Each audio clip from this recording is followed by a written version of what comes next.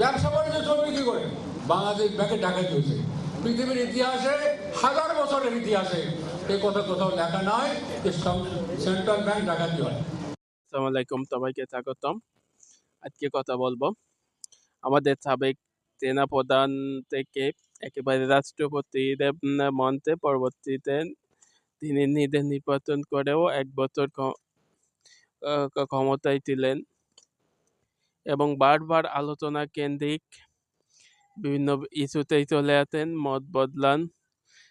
আবার তিনি নিজেই আবার একজন প্রেমিক পুরুষ, সাহিত্যিক, কবি, রাজনীতিবিদ, সেনাপ্রধান, আর কেউই নয় বাংলাদেশের সাবেক রাষ্ট্রপতি হুসেইন মোহাম্মদ এরশাদের কথা।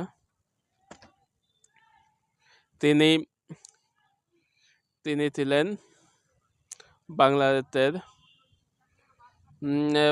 বাংলাদেশের তার জন্ম রংপুরে। বাংলাদেশের একজন অন্যতম সফল রাষ্ট্রপতিদের অন্যতম তিনি ছিলেন। তার জন্ম তো রংপুরেই।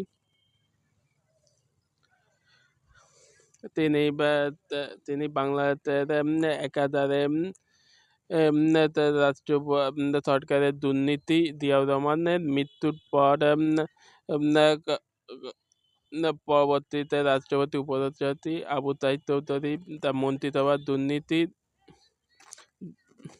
কথা বলে এইভাবে দেশ চলতে পারে না বলেই তিনি বাংলাদেশে সাময়িক শাসন জারি করেন এবং তিনি আস্তে আস্তে রাজনৈতিক পর্যায়ে এবং দল জাতীয় পার্টিও তিনি এক পর্যায়ে গঠন করেন। এবার দেখব তার উন্নয়ন অবনয়ন, তার এই 9 বছর শাসন আমলে দেশে কি হয়েছিল। 9 বছর শাসন আমলে তিনি বেশ প্রভাবের সাথেই করতেন। তিনি ঢাকা নামে পরিবর্তন করেন না সংসদ থেকে, এবং তিনি আমাদের এই উপজেলা পর্যায় প্রত্যেক জেলাকে উপজেলায় রূপান্তর করা, থানা কেন্দ্রিক, এবং প্রত্যেক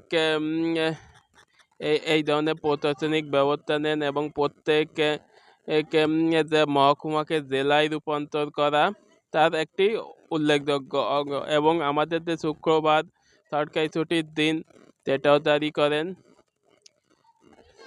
এবং বিভিন্ন ধর্মীয় দিক দিয়ে তার ধর্মীয় ছুটি এবং বিভিন্ন বিনিয়োগ বোর্ড এবং সার্কের জিয়াউর রহমান যে সার্ক গঠনের স্বপ্নদ্রষ্টা ছিলেন, পরবর্তীতে তিনি তার আমলেই গঠন হয় এবং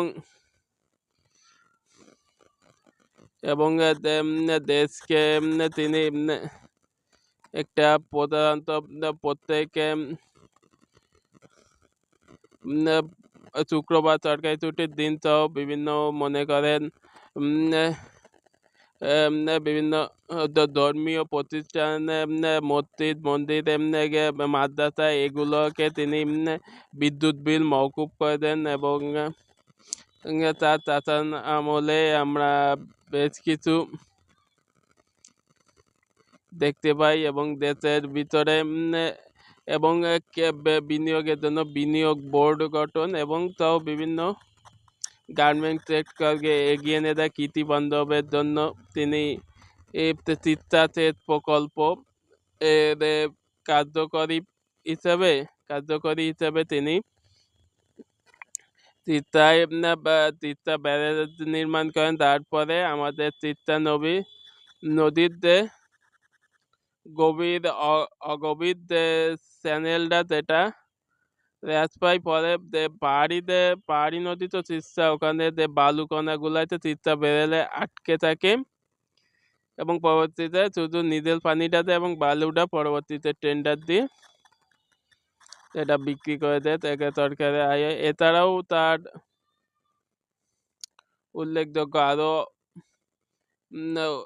যমুনা সেতু প্রকল্প গ্রহণ এবং বিশ্ববিদ্যালয়, মেডিকেল কলেজ বাংলাদেশের প্রথম অরাজনৈতিক এবং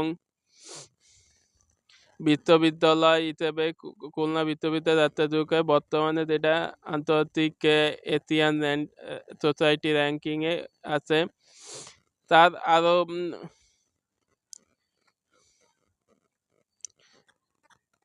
একটা দেখেন, তার 9 বছরের শাসনামলে তখন এরশাদ বিরোধী আন্দোলন হয় এবং 5 জন লোক পুলিশের গুলিতে।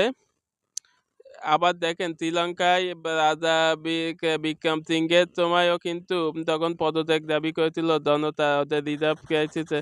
তখন কিন্তু মাত্র 5 জন তখন মারা যায়, তখন কিন্তু তিনি পদত্যাগ করেন। এরশাদও তেমন 5 জন মারা গেলে তিনি পদত্যাগ করেন এবং তার মৃত্যুর সময় বলা হয় যে আপনি যেতে যাবেন না বাইরে যাবেন, কিন্তু জেলে যাবেন না বাইরে যাবেন, দেশের বাইরে। কিন্তু তিনি দেশের বাইরে না গিয়ে তিনি কারাবরণ করেন এবং পরবর্তীতে তিনি জাতীয় সংসদ নির্বাচনে তার জেলে থেকেও তিনি তার রংপুর আসন থেকে এমপি নির্বাচনে বারবারই তিনি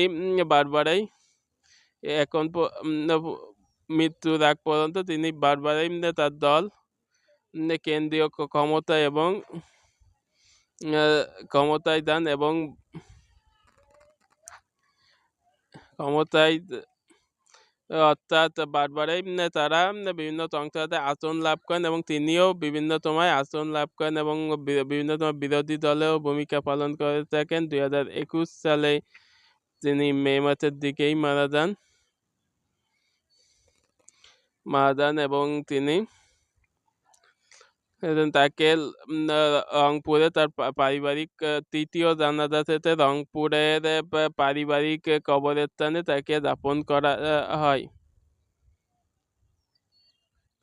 এই ছিল আমাদের বাংলাদেশের সাবেক রাষ্ট্রপতি প্রসঙ্গে। দেখেন যেখানে এত মারা গেছে সম্পত্তিতে জুলাইতে 24 বা সেখানেই আপনি দেখেন সেখানে মাত্র 5 জনেই কিন্তু তিনি তার ক্ষমতা ছাড়েন এবং তিনি পরবর্তীতে বারবারই তিনি তার এলাকা থেকে এমপি নির্বাচিত হন